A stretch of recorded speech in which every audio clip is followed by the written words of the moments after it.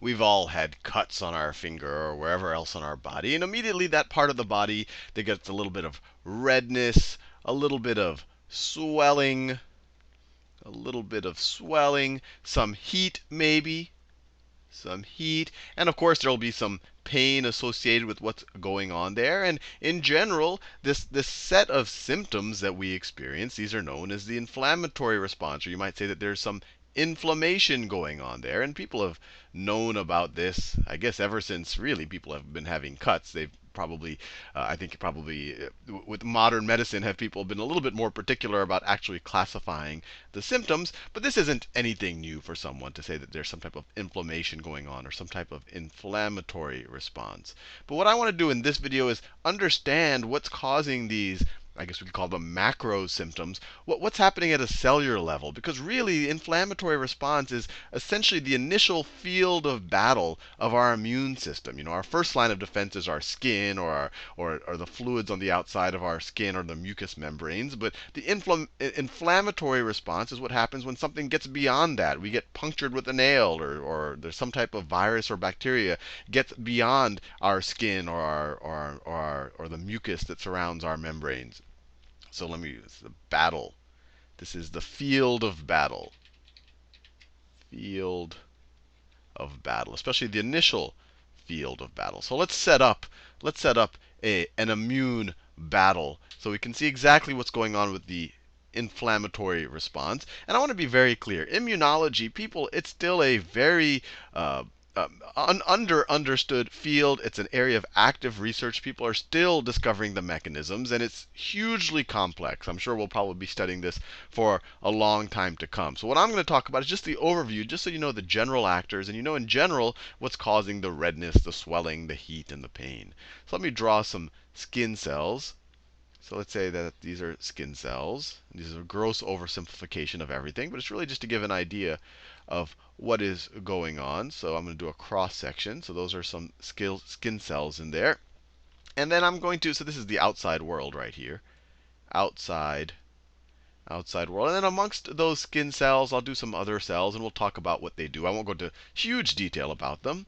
But let's call this cell right here, let's call this a mast cell. I'll draw a few more mast cells, maybe another one right there. That's a mast cell. And if you remember from the videos on phagocytic action or phagocytes, you remember there's one type called dendritic cells, and they tend to hang out near our skin. They kind of hang out near areas that might interface with the outside world. So I'll draw a couple of dendritic cells. And these were also the ones that were really good at activating, so this is dendritic, at activating helper T cells. Dendritic. Maybe I'll do one more dendritic cell right here.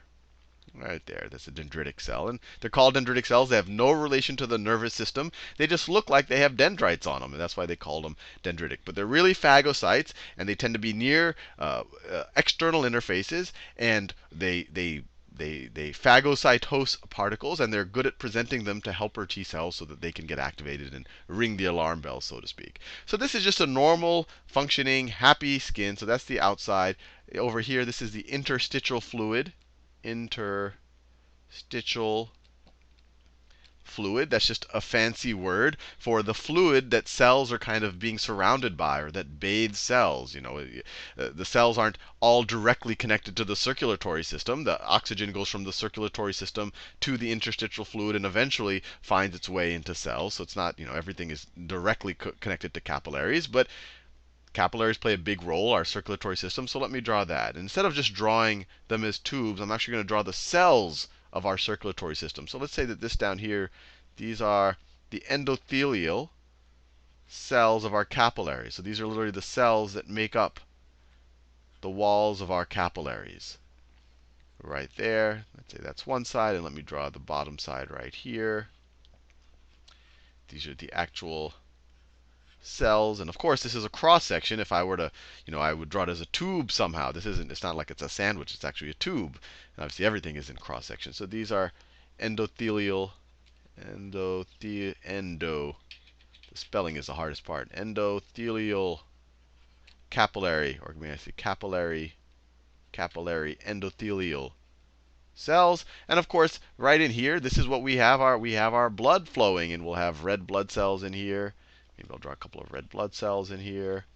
These are red blood cells. Maybe they're flowing in that direction. On this side, they're oxygenated. This would be arteries, and then they become veins as the red blood cells lose their oxygen. And of course, you might have circulating white blood cells inside of your, obviously in much lower quantity than your red blood cells, but just to show that they're circulating and they're moving with your circulatory system being pumped by the heart. Now, under normal circumstances, there is an exchange of, obviously, of gases between what's going on in our circulatory system and the interstitial fluid. And there's also a mild exchange of some cells and proteins. But what we're going to see now is what happens when we have an intruder. So let's say someone takes a nail, dips it in some cow manure, and then pokes you with that nail. So let's see what happens. So someone pokes with a, it's a big nail. These cells are. So let's say someone pokes you with this nail, dipped in cow manure. So it's got all sorts of nasty stuff on it, pathogens on it. Probably has a bunch of bacteria sitting in the cow manure. I didn't pick cow manure at random. It's probably a good source of bacteria. So as soon as it pierces the first line of defense, as soon as it pierces your skin, a couple of things are going to happen. A lot of these bacteria are immediately going to start floating around in your interstitial fluid. The cells that it came in contact with, it pierced them. It probably killed some cells. It's also going to damage some of these skin cells. And those skin cells are immediately going to start releasing chemicals, the ones that are still in a position to do so. They're going to start releasing chemicals that are essentially chemical messengers that move through the, well, at first locally in the interstitial fluid and says, something is going on. Something has, happened to me. And these are called chemokines. Chemokines. And chemokines are just a very general word, really, for small molecules or small proteins that cells release as a kind of signaling mechanism. Chemo for chemical, kine for kinetic, for moving. These are messengers. They move. So these chemokines get released. And this is all tremendously complicated. So I'm doing a very high level. There are many, many types of chemokines. And also you have these mast cells here. And these mast cells can be activated by direct contact, maybe with the rusty nail. It could be from the chemokines released by some of these cells up here. It could be from some of the molecules released by the actual bacteria. These bacteria are also releasing, different byproducts as they enter the body. And any of the above can activate the mast cells, and mast cells release histamine. Histamine. So the mast cells release histamine.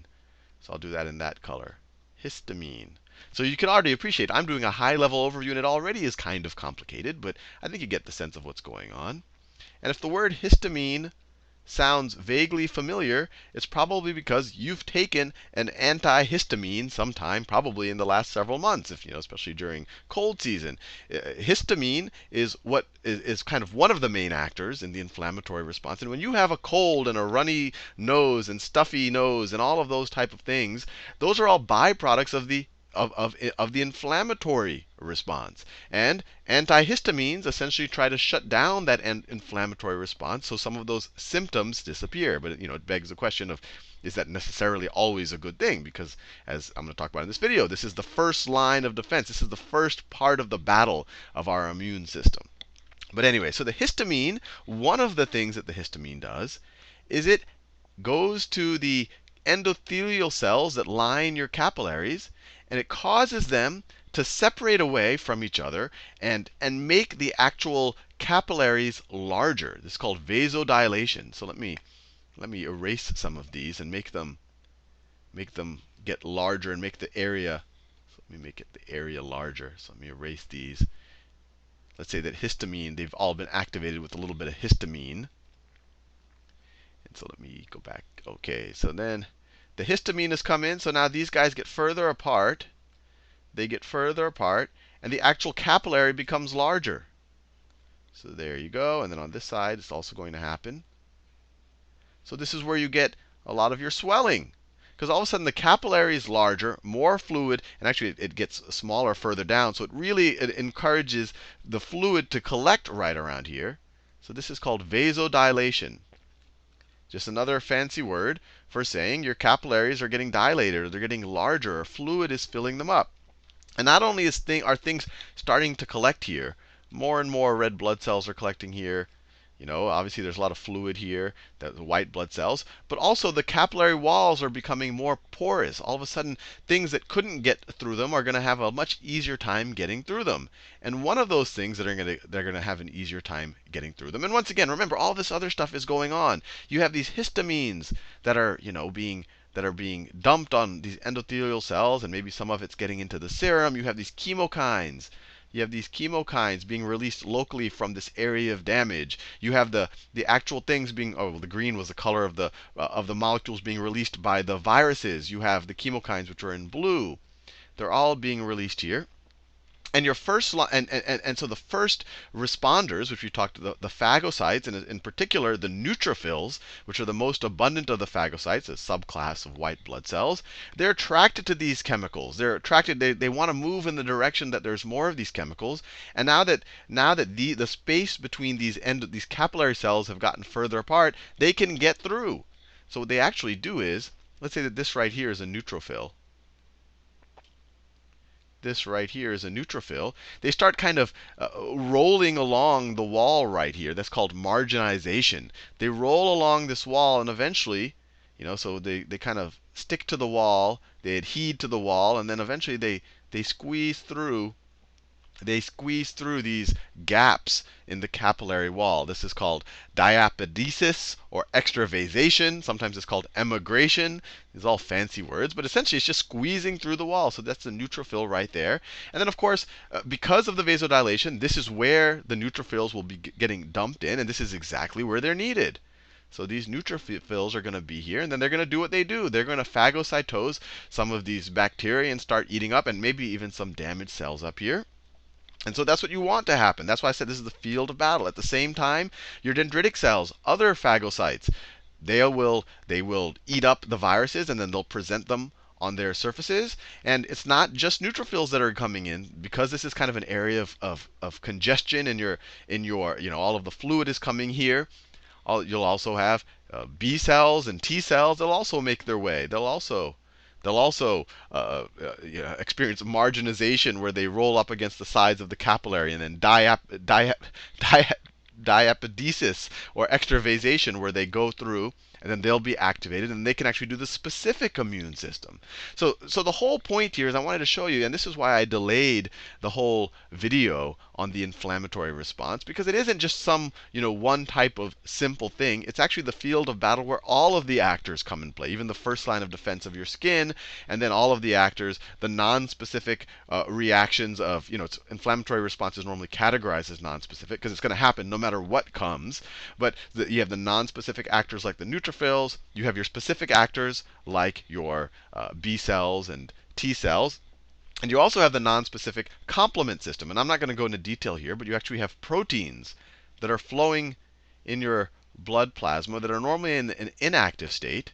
But when the inflammatory response occurs, these proteins, they get essentially activated. And sometimes, and this is all not 100% well understood, they become activated, they get cleaved up, and then the cleaved up versions of those proteins are really good at, in a very non-specific way, helping to kill off at least some of what's getting, maybe the bacteria in this case. So this right here, this is the complement system, which is really just a set of proteins that always just floats around, and they are good kind of first line of non-specific fight against some type of invading pathogen. So hopefully this gives you a good sense of what is going on in the inflammatory response. And as you can imagine, you have all of this fluid coming here, all of this blood is collecting here. You have all of this fluid coming into, so not just cells that are going from our capillaries into our interstitial fluid. You'll actually have fluid going in, and that fluid that's going in is called exudate. Exudate. So this whole thing becomes swelling and red and engorged, and that's why you see on kind of a very macro level these type of symptoms. Anyway, hopefully you found that useful.